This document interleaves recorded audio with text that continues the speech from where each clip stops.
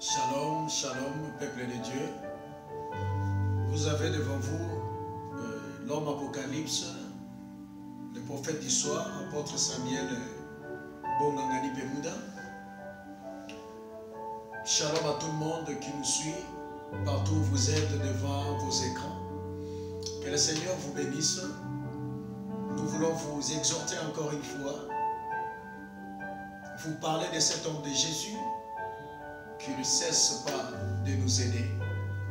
Celui qui a fait que toi et moi, ce matin, nous puissions partager de sa part, nous puissions parler encore plus de son nom. Que le Seigneur te bénisse. Nous allons prendre un moment dans la prière avant de partager quelques connaissances que le Seigneur nous a mises à cœur. Ferme tes yeux là où tu es et que cette grâce parvienne jusque-là. Tu te retrouves en ce moment. Tendre Père, nous te bénissons. Bénissons ton esprit, ta grâce. Bénissons ton onction qui a permis que ce matin, que nous puissions parler avec ton peuple à travers nos petits écrans. Merci au Saint-Esprit qui nous réanime encore, qui nous donne la force, qui nous donne le souffle de vie. Merci pour le miracle que tu vas accorder à ton peuple. Merci pour la grâce que tu vas libérer devant ce peuple. Que tout ce que nous allons partager en ce lieu soit une bénédiction pour tout un chacun. Au nom de Jésus, nous avons ainsi prié. Amen. Peuple de Dieu, ce matin, nous voulons partager sur un thème qui dit « L'esprit est disposé, mais le corps est faible ». C'est un thème très puissant pour tout le monde qui traverse l'espace de leur ministère, pour tout le monde qui traverse des moments difficiles et surtout pour les hommes de Dieu, les oints et les ointes de l'Éternel, mais aussi pour quiconque qui croit en Jésus-Christ comme étant Seigneur et Sauveur et qui est en train de traverser des moments difficiles de la vie. C'est que là où tu es, ton esprit est disposé pour servir le Seigneur. Ton esprit réclame à travailler pour le Seigneur. Mais le corps et la réalité de la vie ne te permettent pas. C'est pourquoi le Seigneur m'a mis à cœur de te parler sur ce thème. L'esprit est disposé, mais le corps est faible.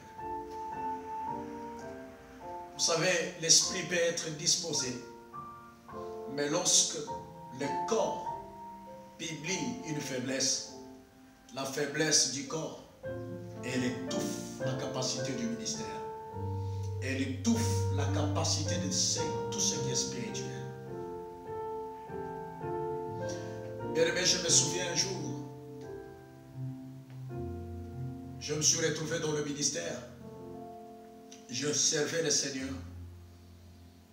Je le servais puissamment. Je faisais des jeûnes et des prières. Je priais pour le malade. Je faisais tant de choses. Mais quand je retournais à la maison, il n'y avait plus à manger. Quand je retournais à la maison, et ce sont les enfants qui me regardaient. Il n'y a rien à la maison, il n'y a pas à manger. Et quand je regarde là où je viens, il y a les gens qui témoignent le Seigneur. Ils ont dit cet homme, c'est un homme puissant de l'Éternel. Quand je regarde l'église là où je suis allé travailler, il y a les gens qui témoignent le miracle de Dieu. Mais quand je rentre chez moi à la maison, moi je ne vis pas le miracle. C'est les calvaires qui m'entourent. Je regarde les enfants, il n'y a pas à manger. J'entre dans la maison, je mets mes mains sur la tête et je commence à pleurer. Et je dis, Seigneur, après un grand travail que je viens de faire, aujourd'hui, que tout le monde témoigne, il publie tes merveilles. Et moi, à la maison, les enfants n'auront pas. Et par là, j'ai compris beaucoup de choses. Pendant que j'étais en train de prier, en train de pleurer, j'ai senti une force qui diminuait en moi spirituellement. Donc, quand le corps est faible, elle peut limiter le spirituel. Elle peut étouffer l'homme intérieur.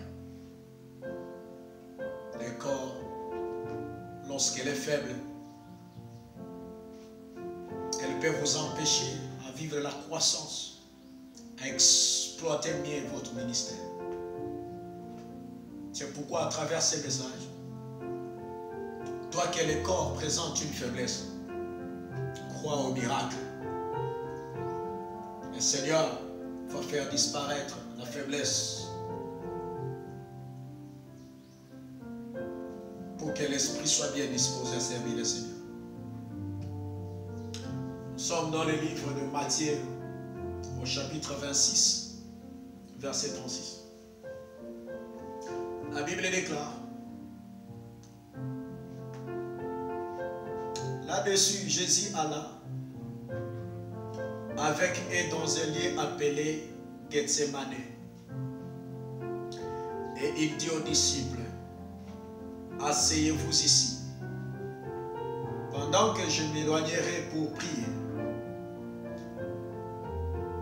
Il prit avec lui Pierre et les deux fils de Zébédée. Et il commença à éprouver de la tristesse et des angoisses. Il leur dit alors: mon âme est triste jusqu'à la mort. Restez ici et veillez avec moi. Puis, ayant fait quelques pas en avant, il se jeta sur sa face et pria ainsi: Père, s'il est possible que cette coupe s'éloigne de moi, toutefois, non pas ce que je veux, mais ce que tu veux. Et il vint vers les disciples. Il les trouva endormis. Et il dit à Pierre, Jésus dit à Pierre, il dit à Pierre: vous n'avez donc pu veiller une heure avec moi? Veillez et priez, afin que vous ne tombiez pas dans la tentation. Écoutez la réponse de Pierre. L'esprit est bien disposé, mais la chair est faible. Il s'éloigna une seconde fois et pria ainsi: Père, s'il n'est pas possible que cette coupe s'éloigne sans que je la boive, que ta volonté soit faite. Il revint et le trouva encore endormi, car les yeux étaient apaisantis. Peuple de Dieu, je m'arrête par là. Vous pouvez continuer là où vous êtes. Vous allez comprendre la suite. Je voulais partager avec vous ces moments de réflexion, ces moments de revenir à nous-mêmes pour s'édifier, pour se parler. Je sais que c'est difficile avec tout ce que tu es en train de passer. Je sais que ton corps est faible. Mais il y a une chose qui va te rendre puissant ce matin. Si tu seras capable d'écouter ces messages. La Bible déclare que Jésus a commencé sa mission. Il allait de ville en ville et il travaillait. Il prêchait. Jésus faisait tant de miracles. Il y a une foule de gens qui le suivaient par derrière,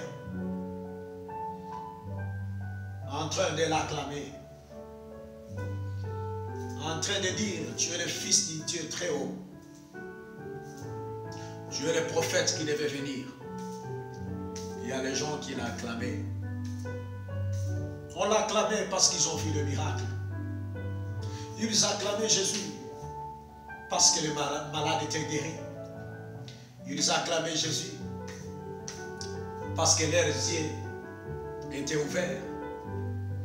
Ils acclamaient Jésus parce qu'il a multiplié le pain. Oui, ils acclamaient Jésus parce qu'ils ont mangé les poissons. Ils acclamaient Jésus. Ils donnaient à Jésus les noms par rapport au travail, par rapport aux choses que Jésus faisait. Tu es tel, tu es tel, tu es tel. C'était bien pendant ces temps-là. Jésus se sentait aussi aimé au milieu de l'entourage. Jésus se sentait à l'aise au milieu des disciples. Il rendait gloire au Seigneur, à son Père, à Dieu, pour tout ce qui s'est passé. Mais écoutez, pendant que Jésus continuait à faire le miracle, pendant qu'il continuait à travailler dans son ministère, il fit un temps où Jésus devait entrer dans les choses sérieuses. Il fit un temps où Jésus devait toucher là où il y avait les nécessaires. Jésus n'était pas venu dans ce monde uniquement pour le miracle, pour guérir les malades et pour tout ce qu'il faisait. Mais la mission principale de Jésus était celle de mourir à la croix pour que le monde soit sauvé. Et le moment était arrivé où Jésus devait maintenant accomplir la mission qu'il est venu faire sur la terre. Et ma Bible déclare, il devait passer par Gethsemane. C'était un passage obligé, Gethsemane. C'était un passage que Jésus ne devait pas fuir. C'était un passage qui l'obligeait parce que le monde devait être sauvé. Comment le monde devait être sauvé sans que Jésus passe par Gethsemane?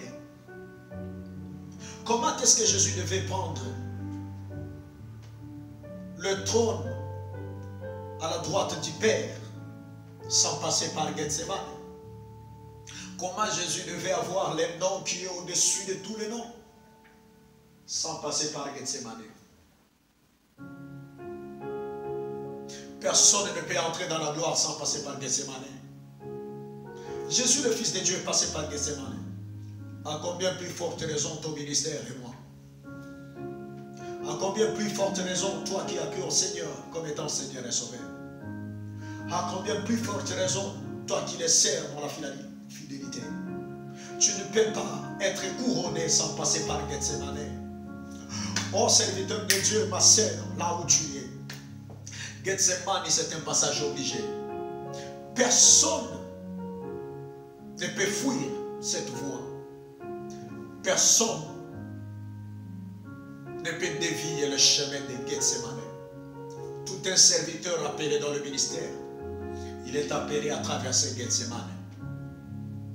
Que tu sois enfant, que tu sois pauvre, que tu sois riche, que tu sois rempli du Saint-Esprit, que tu sois débutant dans les choses de Dieu, il y a un Gethsemane qui t'attend.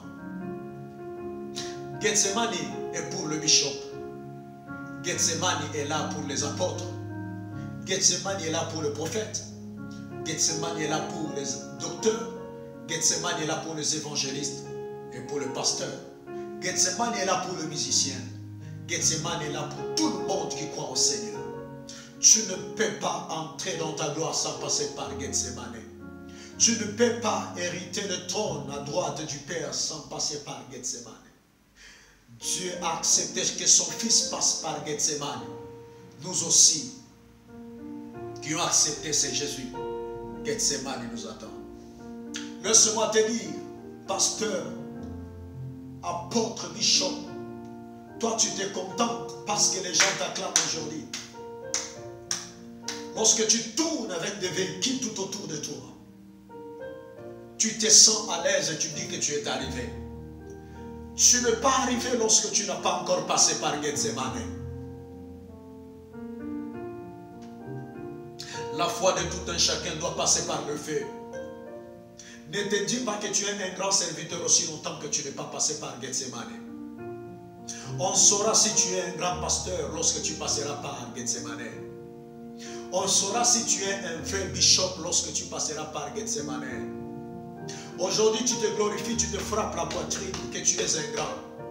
Mais attendons voir lorsque Gethsemane va se présenter devant toi.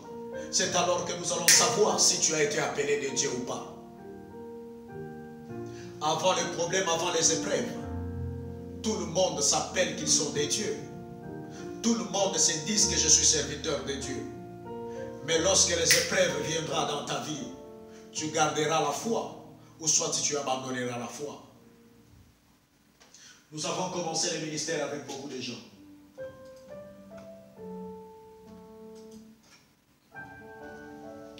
Nous avons commencé le ministère avec beaucoup de gens. Nous avons connu beaucoup de gens. On avait des amis que nous avons commencé le ministère ensemble. Au début du ministère, il y a des gens qui les acclamaient un grand prophète. Lorsqu'il prophétisait, il y a des gens qui l'amenaient de l'argent. Et il se disait que l'œuvre de Dieu est facile. Je vais m'investir dans l'œuvre de Dieu. Mais après ce temps, le temps de Gethsemane était arrivé. Quand le temps de Gethsemane était arrivé, j'avais un ami qui s'appelait prophète. Il prophétisait bien. Il était sollicité dans tout le coin de la ville.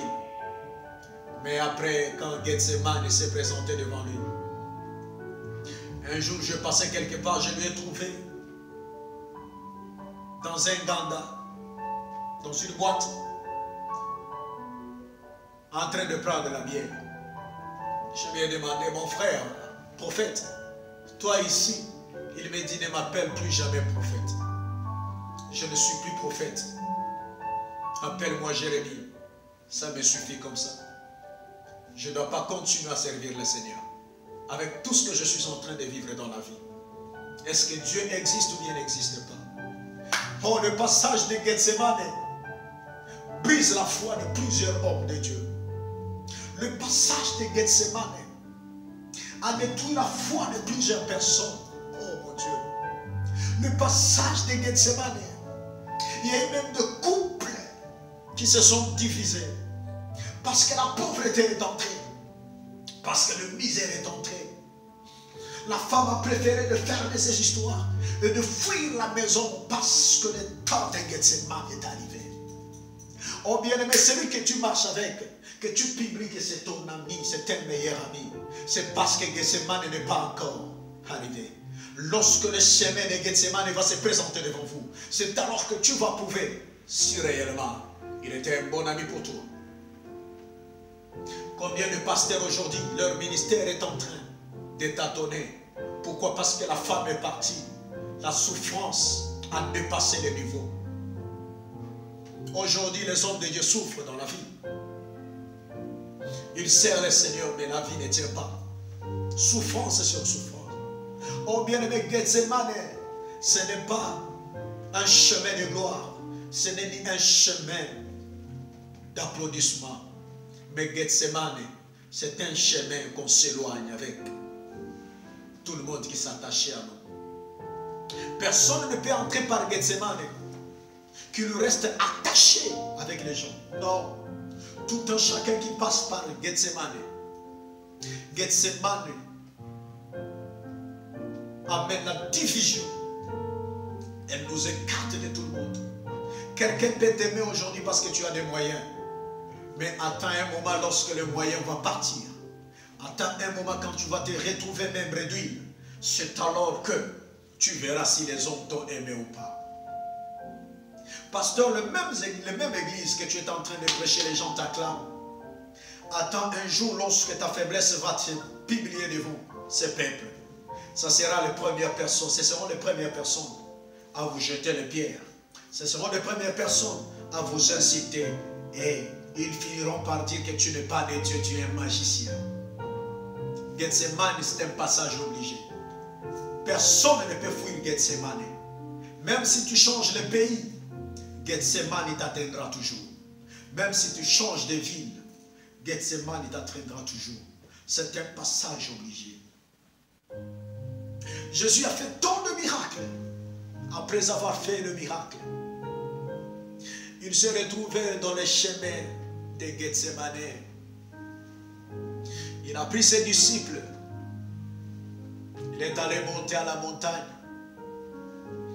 Lorsqu'il est allé monter à la montagne, la Bible déclare Il a dit à Pierre, restez un moment ici. Je vais s'éloigner de vous pendant quelques instants, afin que je prie. Parce que Jésus avait vu maintenant, le temps est arrivé, où il devait maintenant répondre à la mission dont il est venu faire sur la terre. Il a commencé à prier pour se fortifier. Il a commencé à prier pour se fortifier. Et au moment où il priait pour se fortifier, il disait toujours à ses disciples que le temps est arrivé, où le Fils de Dieu sera livré. Le temps est arrivé, où le Fils de Dieu sera donné aux païens. Le temps est arrivé, où le Fils de Dieu sera exécuté. Ce n'est pas le temps de regarder sur les biens. Ce n'est pas le temps de regarder sur de l'argent. Mais c'est le temps de prier pour notre foi. C'est le temps de conserver la foi dans la prière pour que tu ne tombes pas. Parce que le temps de Gethsemane s'est approché. Pendant que je suis en train de parler, il y a des gens qui vivent déjà le temps de Gethsemane. Il y a aussi d'autres personnes qui sont à quelques 2 pas de l'entrée de Gethsemane. Laisse-moi te dire, quand le ministère commence à passer par Gethsemane, même les gens qui t'acclamaient vont te quitter. Quand le ministère commence à passer par Gethsemane, même les gens qui te soutenaient, ils vont partir. Quand tu commences à entrer par Gethsemane, la femme peut te quitter. Oh, le mari peut t'abandonner. Même la famille peut t'abandonner parce que tu commences à entrer par Gethsemane. Gethsemane, on n'entre pas avec quelqu'un. Gethsemane, on entre seul avec sa conscience. Gethsemane, on n'a pas besoin de l'entourage. Mais Gethsemane, on a besoin de la réflexion. Mon frère, il n'est pas temps que tu cherches des appuis par-ci, par-là. Quand quelqu'un commence à passer par Gethsemane, même s'il réunit toutes les forces du monde, toutes ces forces-là ne contribueront à rien. Parce que ce n'est pas le temps de réunir les forces, mais c'est le temps de rester en train de réfléchir. Gethsemane nous fait voir là où on a eu raison et là où nous avons eu tort. Gethsemane nous fait voir si réellement le ministère s'est bien comporté ou pas. Oh ma sœur, peut-être là où tu es en train de vivre aussi Gethsemane. Le mari est parti à l'occasion de rien. Il est allé aimer une autre femme. Et voilà, tu restes une malheureuse femme dans la maison. Tu es en train de pleurer jours et nuits. Tu demandes à Dieu, Seigneur, aide-moi. Qu'est-ce que je vais faire? Peut-être là où tu es, tu manques même la force de prier. Parfois, le courage de prier te vient. Parfois, l'envie de prier monte dans ton cœur. Mais lorsque tu t'agenouilles, le corps, la chair commence à te faire voir la faiblesse, le problème et les déceptions qui viennent de se passer dans ta vie. Et quand tu commences à raisonner sur ça, tu ne sais même plus ouvrir ta bouche pour dire ne fût-ce qu'un mot à Dieu. Oh, Gethsemane, ça détruit la foi. Oh, Gethsemane, ça diminue l'onction. Oh, Gethsemane nous décourage dans les choses de Dieu. Lorsque nous passons par Gethsemane, même la personne qui a été guérie par nos prières, elle devient notre adversaire. Elle commence à insulter le ministère qui a fait qu'elle soit guérie. Elle commence à insulter le pasteur qui s'est poumonné pendant 3 mois par terre en train de pleurer pour son élévation. Oh, Gethsemane ne nous donne pas le choix. Gethsemane ne nous donne jamais le choix. Gethsemane nous impose une vie de tristesse, une vie de pleurs et une vie de douleur. Quand tu passes par Gethsemane, tu peux commencer à faire l'examen de conscience pour voir peut-être ce sont tes péchés qui fait que tu te retrouves dans cet état. À un certain temps de la vie, on ne souffre pas parce que nous avons péché. À un certain temps de la vie, nous souffrons parce que c'est un passage obligé. C'est un temps qui a été proclamé pour que nous puissions passer par là. Laisse-moi te dire, pendant le temps de Gethsemane, c'est maintenant le temps où beaucoup des hommes de Dieu entrent dans le cabal. Combien des hommes de Dieu qui marchaient ensemble avec nous, ils étaient des amis à nous. Aujourd'hui, ils ne sont plus avec nous. Ils ont changé l'alliance. Ils ont abandonné l'alliance de la croix de Jésus. Ils se sont attachés à d'autres alliances de la cabale. Ils se sont attachés à la magie. Ils se sont attachés aux fétiches. Parce qu'ils n'ont pas supporté les douleurs de Gethsemane. Oh bien-aimé, toi qui es en train de supporter les douleurs de Gethsemane, n'arrête pas à supporter cela. Tu as déjà supporté depuis longtemps, ne t'arrête pas. Vas-y jusqu'au bout. Vas-y jusqu'au bout, vas-y jusqu'au bout, ne t'arrête pas.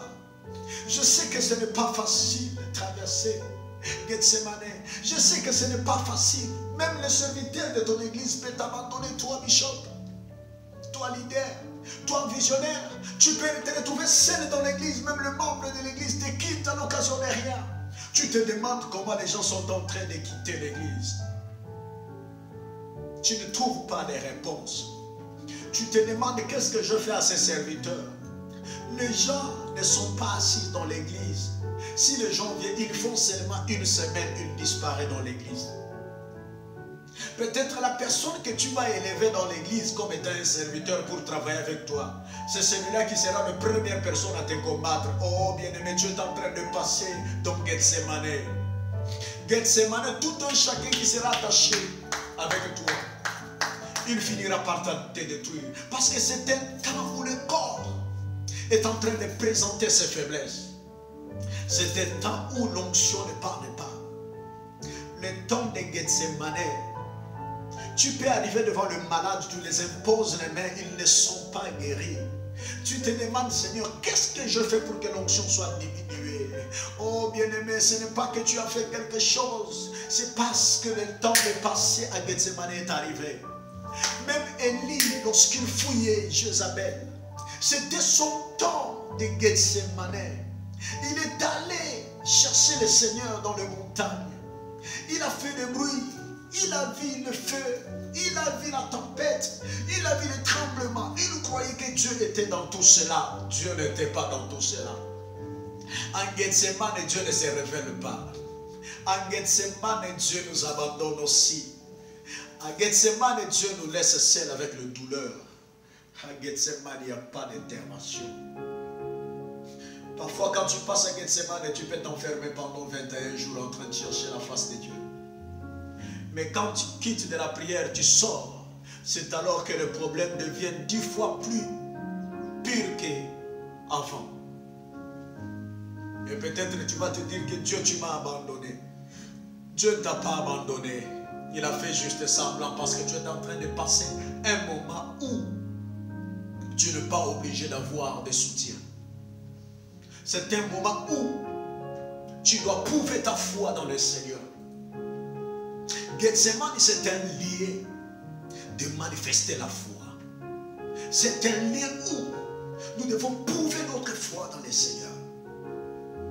C'est un Dieu où Dieu retire son onction en nous. C'est un lieu où Dieu enlève la beauté du ministère.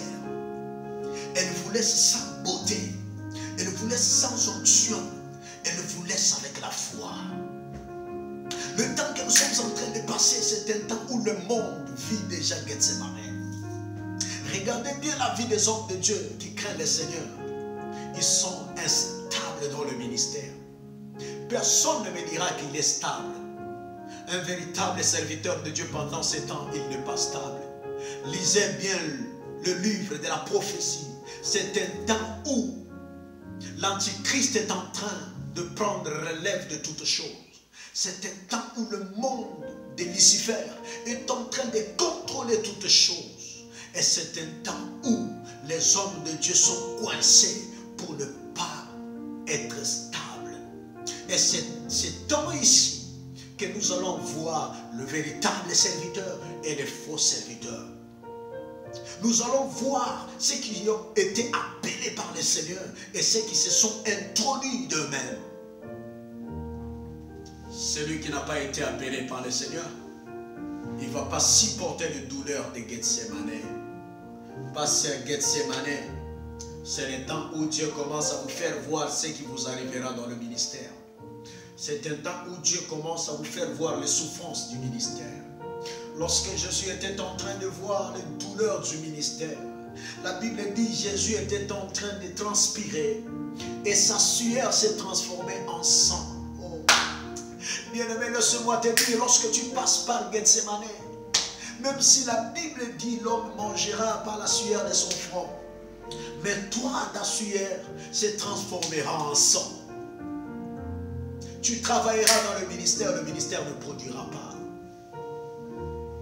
Tu prieras pour le malade, les malades peut-être ne seront pas guéris.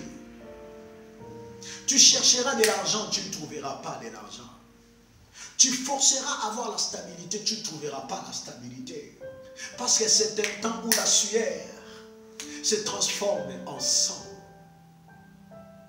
C'est un temps où les efforts du ministère produisent que les douleurs.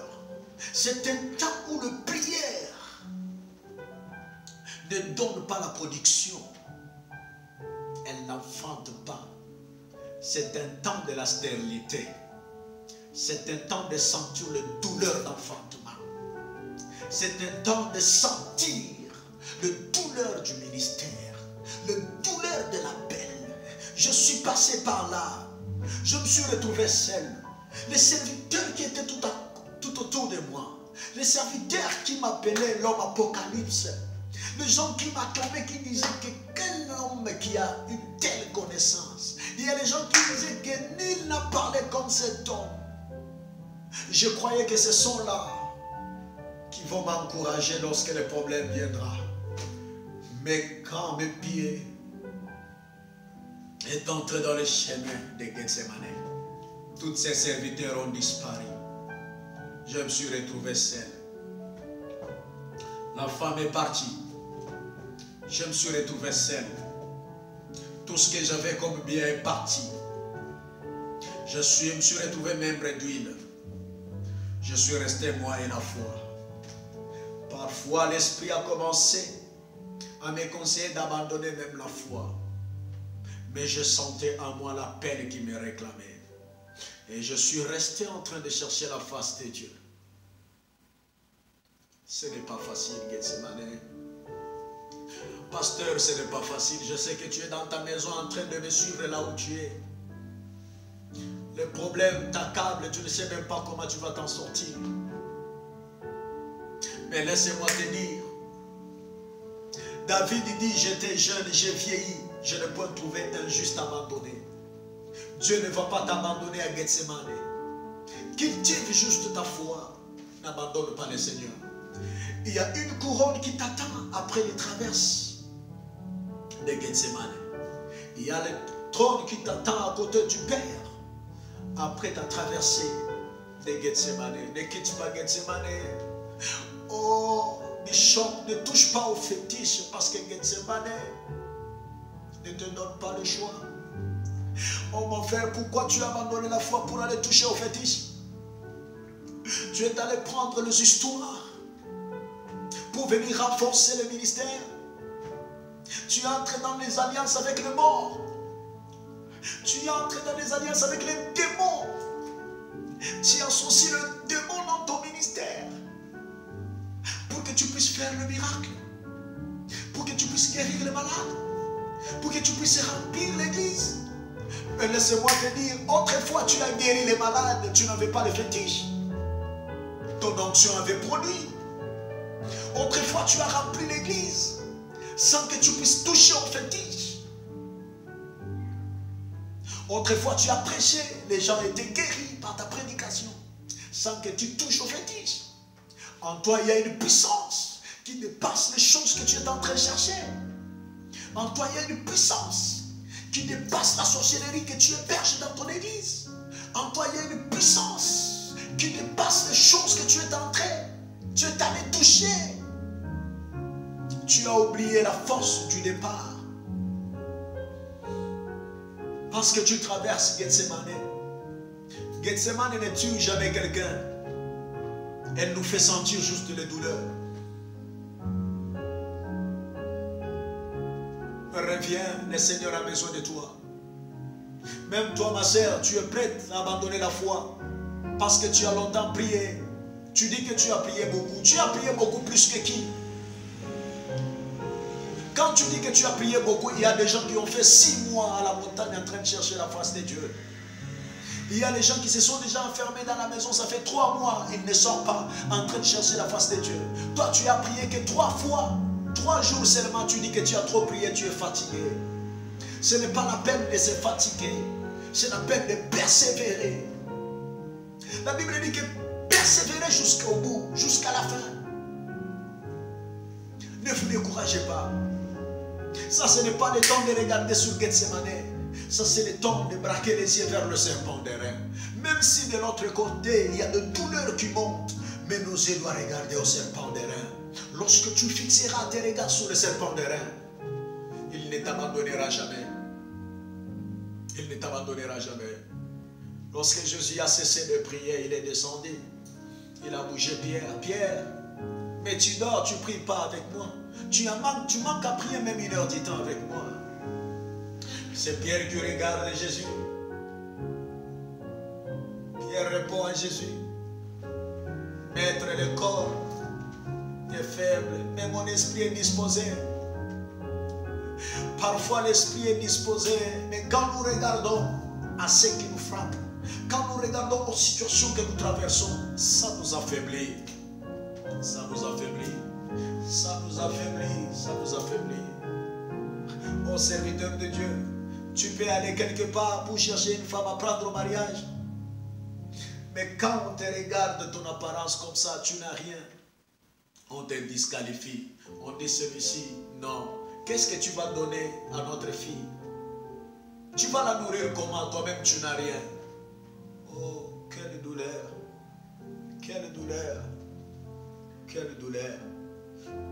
Regarde la douleur de Gethsemane. Oh, Gethsemane a détruit la foi de plusieurs serviteurs. Gethsemane a détruit la foi de plusieurs hommes de Dieu. Gethsemane a diminué le nombre de serviteurs de Dieu qui craignent le Seigneur. Aujourd'hui, les hommes de Dieu font du n'importe quoi. Ils sont en train d'escroquer. Ils sont en train de faire tout ce qu'ils peuvent faire. Parce que la vie les complique. Mais aujourd'hui, je fais appel à toi. Toi qui as abandonné le Seigneur par rapport aux difficultés de ta vie. Toi qui es allé entrer dans l'autre camp adverse, le camp du diable, parce que la vie n'a pas tenu. Jésus-Christ revient bientôt. Le maître des églises revient bientôt. Reprends ta foi. Regarde là où tu es tombé. Reviens au Seigneur. Reviens au Seigneur. Je sais que le corps est faible. Mais laisse-moi te dire, la Bible dit que les faibles disent que je suis fort. Lorsque tu constates que tu deviens faible, il y a quelque chose que le Seigneur veut faire avec toi. Écoutez, lorsque nous les hommes nous sommes puissants, Dieu devient faible. Mais lorsque nous devenons faibles, Dieu devient puissant. La Bible dit, il n'avait ni beauté ni éclat. Pasteur, lorsque tu commences à perdre ta beauté du ministère, ton éclat du ministère, sache qu'il y a une gloire qui commence à arriver. Je voulais t'annoncer, la fin de toutes choses annonce le début d'une autre chose. Lorsque tu vois la chose arriver à sa finalité, cela veut dire qu'il y a une autre chose qui veut commencer son début. Laisse-moi te dire, la finalité du misère que tu es en train de vivre va annoncer le début de ta gloire. Les gens qui t'ont vu sur Gethsemane seront les premiers à t'acclamer lorsque tu sortiras vainqueur. Le corps est faible à Gethsemane. Quand quelqu'un, un homme de Dieu, passe à Gethsemane, même si tu prêches très bien, personne ne va te bénir. Même si ta prédication touche les cœurs, personne n'aura le courage de te bénir parce que tu passes Gethsemane. Mais la même prédication que tu as prêchée lorsque tu étais à Gethsemane, lorsque tu traverseras Gethsemane, toujours la même prédication va te faire asseoir avec les grands. Toujours la même prédication va t'amener le véhicule. Elle va te loger. Parce que tu as traversé Gethsemane. Que le Seigneur te fortifie, toi qui passes Gethsemane.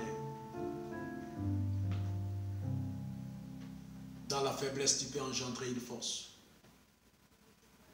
Que le Seigneur soit ensemble avec toi. Toi qui as perdu beaucoup de choses pendant ces temps, que la main de l'Éternel soit avec toi. Toi qui es en train de pleurer jusqu'à présent, que la main de Dieu te fortifie là où tu es. Que la grâce de Dieu commence à descendre là où tu es. Que le Seigneur commence à changer cette faiblesse en victoire au nom de Jésus. La Bible dit lorsque Jésus a fini de prier, il a réveillé ses disciples pour qu'ils puissent descendre de la montagne. Et en regardant un peu plus loin, il a vu celui qui devait les livrer. Pasteur, lorsque tu es à Gethsemane, il y a les gens qui saluent ton ministère. Il y a les gens qui disent qu'il avait le fétiche. Comment il peut finir comme ça? Il y a les gens qui disent que tu vois le succès est parti parce que ce fétiche est expiré. Il y a les gens qui disent, vous voyez maintenant, il est impudique, c'est pourquoi l'onction est partie. L'onction ne part pas seulement parce que nous sommes impudiques. L'onction ne part pas seulement parce que nous avons touché au fétiche. Mais l'onction aussi peut se taire parce que vous traversez Gethsemane.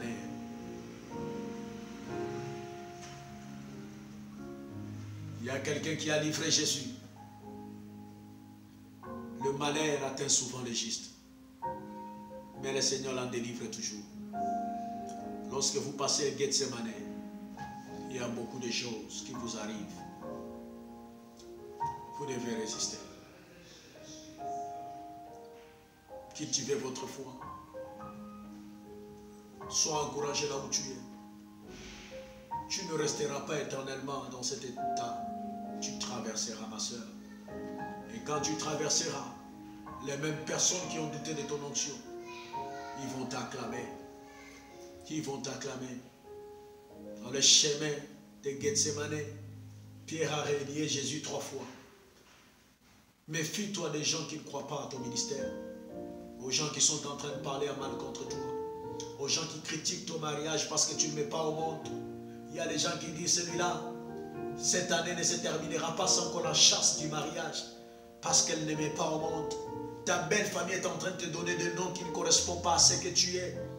Tu es en train de pleurer sans cesse. Jours et nuits tu pleures. Mais laisse-moi te dire que le Dieu créateur qui a créé tes matrices, celui qui t'a créé, il habite toutes les capacités possibles en toi comme une femme. Qu'il commence à toucher ton ventre là où tu es. Qu'il commence à se manifester dans ta vie. Qu'il t'aide à quitter, à traverser Gethsemane. Toi, homme de Dieu, tu n'as pas de loyer. On t'a déjà donné le délai pour que l'église quitte de cette parcelle. C'est la vie de Gethsemane. Que la main de Dieu touche ton bailleur là où il est. Que le Seigneur fasse un miracle pour toi. Toi, serviteur de Dieu, qui manque quoi manger, qui manque l'argent pour faire fonctionner son ministère. Que la main de Dieu descend là où tu es. Que la main de Dieu commence à toucher. Que la grâce de Dieu commence à toucher là où tu es. Si tu sens que ce message t'adresse, si tu sens que ce message est pour toi, agenouille-toi ensemble avec moi là où tu es. Agenouille-toi là où tu es. Agenouille-toi là où tu es. Élève tes mains en l'air. Commence à prier ensemble avec moi. Demande que le Saint-Esprit puisse te fortifier. Que tu traverses Gethsemane. Dis à Dieu, Seigneur, moi seul je ne saurais pas. Moi-même je ne saurais pas. Mais que ta main me fortifie. Que ta main me fasse traverser. Toi qui sentais que le ministère ne produisait pas. Ce soir même, l'ange de l'Éternel va te fortifier, il sera à ton service. L'église va reprendre la marche. Ton ministère va reprendre la marche. Ton mariage sera stable. Le mari qui est parti va revenir. Parce que bientôt tu vas traverser Gethsemane.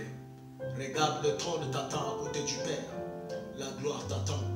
Ne te décourage pas. Au nom de Jésus. Oh Seigneur, qu'elle soit bénie cette sœur qui m'a écouté. Qu'il soit béni ce frère qui a partagé avec moi ces instants. Qu'il soit béni cet homme de Dieu qui a accepté, Seigneur, de s'humilier pour écouter ces messages.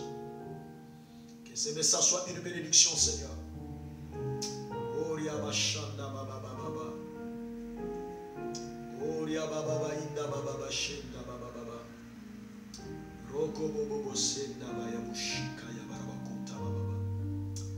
Oria baba ketara mushanda barabakanta baramushike. Riba basaka ya mama mama. Que la terre produise cette année. Riba kanta baramushanda. Toi qui étais malade, pendant que je suis en train de prier, il y a une grâce de la guérison que je libère dans l'atmosphère. Ça va te parvenir jusque là où tu es. Tu vas sentir un soulagement dans ton corps, dans ton intérieur. Mais seulement ta foi, je connais mon Dieu. C'est un Dieu de miracles. C'est un Dieu qui appelle à l'existence les choses qui n'existent pas. C'est un Dieu qui transforme l'eau en vin. C'est un Dieu qui établit là où les hommes ont déshonoré. Et la foi, ta maladie là va disparaître tout de suite. Et la foi, toi qui veux voyager, ton voyage est libéré. Au nom de Jésus. Et la foi, toi que le ministère était bloqué, ton ministère est débloqué. Au nom de Jésus. Que la paix du Seigneur soit ensemble avec vous. Que mon Dieu vous bénisse de partout où vous êtes. Je vous souhaite un bon dimanche. Que le Seigneur soit avec vous. Au nom de Jésus. Amen.